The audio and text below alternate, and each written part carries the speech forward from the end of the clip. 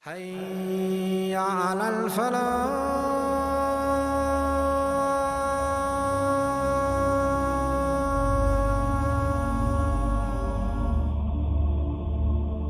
The king of this area, Sheba, he had passed away. When the king passed away, he had left back of no son as a lineage to continue his kingdom. And the only person that he left behind was a girl who was amongst the children of this king. At this moment, Athalabi, a historian, he writes that after this girl, she was a young girl, a man was given the responsibility to become the king after the king had passed away. This man became the new king of Sheba. A lot of corruption and a lot of mischief prevailed in the area of Sheba.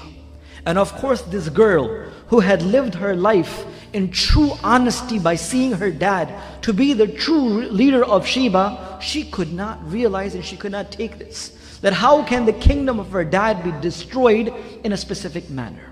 So when she grew a little older, she herself decided to marry this individual.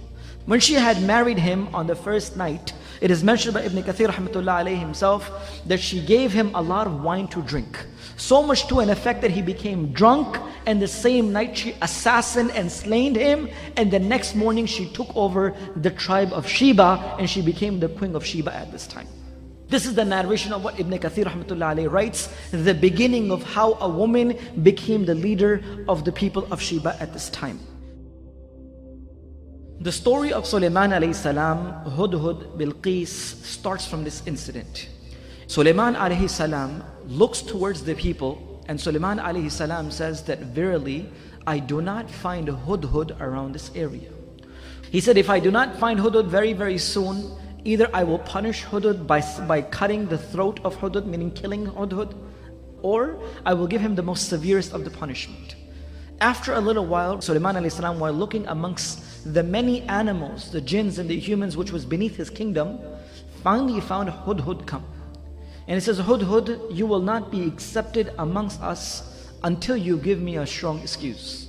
So at this point, Hudhud said that I will give you such a news that you have never heard of before. And the news which will amaze even you of what has happened to a certain group of people. He said, while I was flying over a group of people known as the nation of Sabe, when I was flying over this people, I saw that there was a woman, which the hadith of Rasulullah explains to us, a woman known as Bilqis. She is the queen of these people. And she governs the entire town and tribe of Sabe. And they have two things that they do. They worship the sun as their Lord, and she has the most beautiful throne that anyone can have. As soon as he heard this message, he said, indeed there is none worthy of worship but Allah. How is possible that these people are worshipping someone rather than Allah subhanahu wa ta'ala?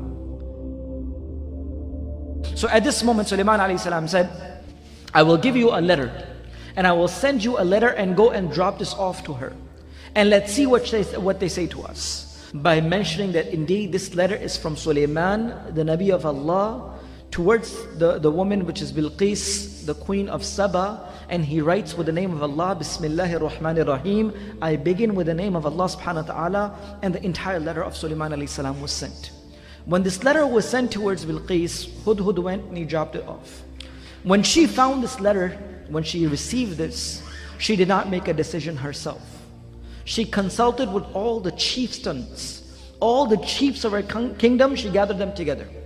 And she says, I will not make a decision until I take each and every of your opinion. Because I am the one who don't make decision until you approve of it. So as soon as she recited this letter from Sulaiman alayhi salam towards them, the chief said, O the queen, we have strength, we have power. We have ability and forces to destroy this person. Why don't you give us a chance? The queen of Sabe, known as the queen of Sheba, Bilqis, she was a very intelligent and a smart woman. She says that I have noticed that when kings take over other nations, they destroy their families and generations to come. And the most honorable people amongst them become the most disgraceful. So I don't want to take a chance. Give me another opinion. So then she thought of an idea to send some gifts to Sulaiman alayhi salam. that if he is only a person looking to take over countries and places to become a king, then he would accept my gift. He would accept my hadiyah and he will close his mouth. I can just bribe him off with the wealth and he will become quiet. The chieftains took these gifts and went to Sulaiman alayhi salam. As soon as these gifts were presented, Sulaiman alayhi salam looked at them and says, whatever you have brought to me, Allah has given me much more than this. You have not come to the right person. I am not a person who will get, just by bringing these gifts, I will not be bought by these gifts. Go back to them and verily tell your queen, if she does not accept our word, then we will come in such a force that nothing of the nation of Sheba will be left. As soon as the chieftains went back to Bilqis, the queen of Sheba, or the nation of Saba, when she realized that Sulaiman alayhi salam had not accepted these gifts, she realized that indeed he was not only a king. Because he is the Nabi, or he is a true person, that's why he has not accepted any of the monetary gifts. Sulaiman alayhi salam invited Bilqis to come and visit this kingdom and see what is going on, which what Allah has given. So as soon as she decided to come towards Sulaiman alayhi salam, when they received the news of Bilqis coming towards Sulaiman alayhi salam, towards this area which was known as Bayt al-Maqdis or Jerusalem at the time, it is mentioned that Sulaiman alayhi salam was sitting within his companions. Many jinns and many people and humans and birds and all different creations were sitting beneath the kingdom of Sulaiman alayhi salam. So Sulaiman alayhi salam asked, which amongst you is a person which can bring me the throne of Bilqis before she comes to me? One of the biggest of the jinns which were present in the gathering of Sulaiman alayhi salam got up. And he says, indeed, I will fulfill this task. And how fast can you bring it, Ifrit? He said, I will bring it before you get up from this gathering finishes. The throne of Bilqis will be in front of you. Sulaiman alayhi salam says, this is too long for me. And then he said, who else is present here? There was a person whom with Allah had given the ilm of kitab. A person on the other side who Allah had granted knowledge and ilm. He said, I will bring this before the closing and the opening of your eyes. I will bring it in such a pace that before you notice again, the throne of Bilqis will be with you. As soon as the order was given towards this individual, the throne of Bilqis was brought towards Sulaiman alayhi salam.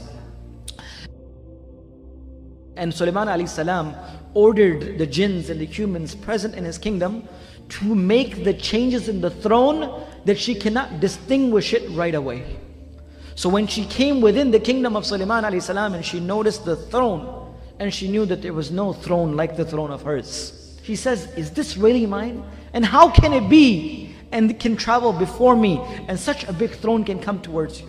So at this moment she was amazed by this. But still, subhanallah, hidayat is in the hands of Allah subhanahu wa ta'ala. Hidayat and the truth still did not click in her mind. She did not still believe in Allah. She saw her own throne in front of her eyes, which came before she even came, but she still did not accept. Is this really mine? It looks like mine. So Sulaiman says, indeed it is yours. And she was surprised and stunned by this action, and she knew that indeed this person had given much more than what we were expecting.